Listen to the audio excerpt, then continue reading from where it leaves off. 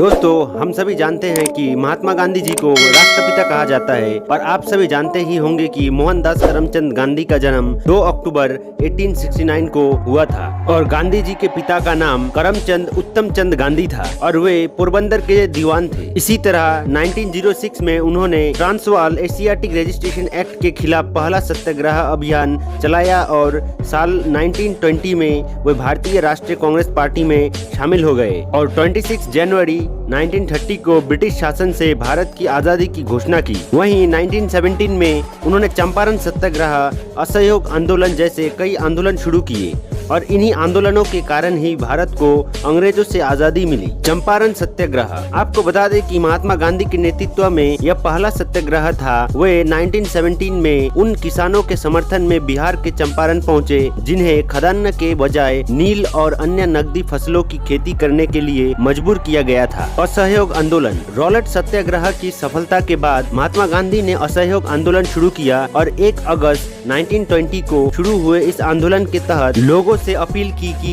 वे अंग्रेजों के खिलाफ असहयोग व्यक्त करने के लिए स्कूल, कॉलेज, अदालत न जाए, अंग्रेजी नियम कानून और करों के भुगतान से भी बचे। नमक सत्याग्रह, इस आंदोलन को दांडी सत्याग्रह भी कहा जाता है और नमक पर ब्रिटिश शासन के एकाधिकार के खिलाफ 12 मार्च 1930 को अहमदाबाद के पास दांडी गांव के पास साबरमती आश्रम से 24 दिन का पैदल मार्च निकाला गया था। दलित आंदोलन, वर्ष 1932 में गांधी जी ने अखिल भारतीय अस्पृश्यता लीग की स्थापना की और इसके बाद उन्होंने 8 मई 1933 से अस्पृश्यता आंदोलन की शुरुआत की और हरिजन आंदोलन की मदद के लिए हरिजन नामक एक साप्ताहिक पत्र प्रकाशित किया और उन्होंने 21 दिनों का उपवास तक रखा। भारत छोड़ो आंदोलन, ब्रिटिश शासन के खिलाफ गांधी जी का यह तीसरा बड़ा आंदोलन था और 8 अगस्त 1942 को अखिल भारतीय कांग्रेस कमेटी के बॉम्बे सेशन में ब्रिटिश भारत छोड़ो का नारा दिया गया, लेकिन इसके तुरंत बाद उन्हें गिरफ्तार कर लिया गया था। वहीं युवा कार्यकर्ताओं ने हड़ताल और तोड़फोड़ कर आंदोलन जारी रखा एवं आजादी की लड़ाई खत्म होने के साथ ही सैकड़ों वर्षों से चली आ रही दास्ता के दिन पूरे हो गए। एक नए राष्ट्र का जन्म हुआ, हालांकि वह 2 टुकड़ों में बटा हुआ था। माउंटबेटन ने महात्मा गांधी जी की प्रशंसा करते हुए कहा, अहिंसा के प्रतीक के स्वतंत्र भारत के निर्माता हैं और महात्मा गांधी जी ने विभाजन के लिए कभी भी अपनी सहमति नहीं दी थी, लेकिन जब विभाजन हो गया तो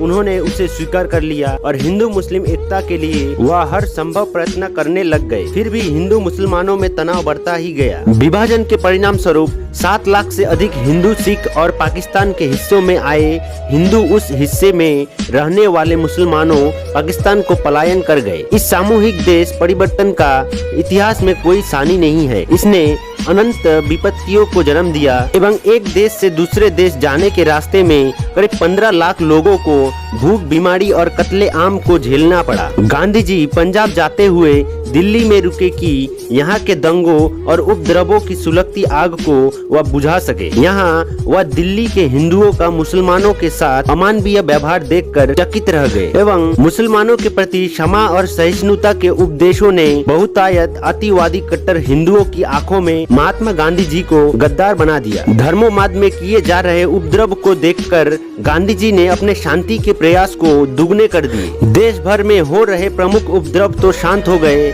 लेकिन इसके बावजूद छुटपुट दंगे तब भी होते रहे। फिर महात्मा गांधी जी ने प्रायश्चित स्वरूप उपवास करने का निर्णय लिया कि उससे धर्मांध हिंदू लोगों के रुख में अंतर आएगा। 13 जनवरी 1948 को उपवास शुरू हुआ।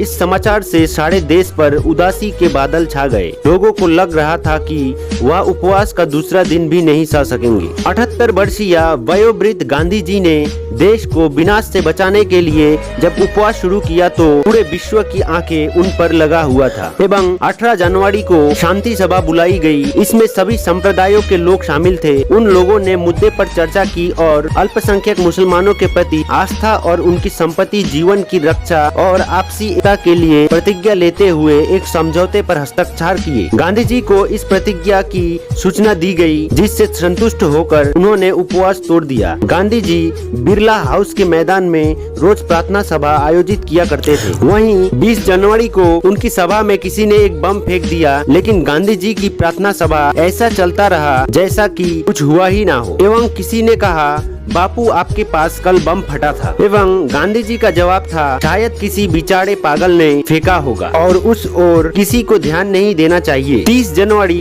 1948 को गांधी हमेशा की तरह सुबह 3:30 बजे उठे। उन्होंने सुबह की प्रार्थना में हिस्सा लिया। इसके बाद उन्होंने शहद और नींबू के रस से बना एक पेय पिया और दोबारा सोने चले गए। जब वो दोबारा उठे तो उन्होंने गज कृष्ण से अपनी मालिश करवाई और सुबह आए अखबार पढ़े। इसके बाद उन्होंने कांग्रेस के भविष्य के बारे में लिखे अपनी नोट में थोड़ी तब्दीली की और रोज की तरह आभा से बांग्ला भाषा सीखने की अपनी मुहिम जारी रखा। और उसी दिन गांधी जी ने सरदार पटेल को बातचीत के लिए शाम 4 बजे बुलाया था। पटेल अपनी बेटी मनी बेन के साथ तय समय पर गांधी जी से मिलने के लिए पहुंच गए। गांधी जी प्रार्थना सभा के बाद भी पटेल के साथ बातचीत करना चाहते थे, इसलिए उन्हें वहीं रुकने के लिए कहा था। रोज की तरह बिरला भवन में शाम 5 बजे प्रार्थना सभा का आयोजन किया जाना था। इस सभा में महात्मा गांधी जब भी दिल्ली में होते तो शामिल होना नहीं भूलते थे। 30 जनवरी 1948 को भी शाम के 5 बज चुके थे। गांधी जी सरदार पटेल के साथ बैठक में व्यस्त थे। तभी अचानक 5:15 बजे गांधी जी की नजर घड़ी पर गई और उन्हें याद आया कि प्रार्थना के लिए वक्त निकलता जा रहा है। बैठक पूरी करके बापूजी आभा और मनु के कंधों पर हाथ रखकर प्रार्थना सभा में शामिल होने के लिए मंच की तरफ आगे बढ़ रहे थे। तभी अचानक उनके सामने नाथूराम गोडसे आ गया। गोडसे ने अपने सामने महात्मा गांधी को देखकर हाथ जोड़ लिए और कहा, नमस्ते बापू। तभी बापूजी के साथ चल रही मनु ने कहा, भैया सामने से हट जाओ, बापू को जाने दो, पहले से ही देर हो चुका है। वहीं शाम 5 बजे का वक्त था। पहले गोडसे ने अचानक मनु को धक्का दे दिया और अपने हाथों में छुपा रखा छोटा बैरेटा पिस्टल गांधी जी के सामने तान दी और देखते ही देखते गांधी जी के सीने पर एक के बाद एक 3 गोलियां दाग दी और गांधी जी वहीं पर गिर पड़े। उनके मुंह से अंतिम शब्द थे, हे राम हे राम।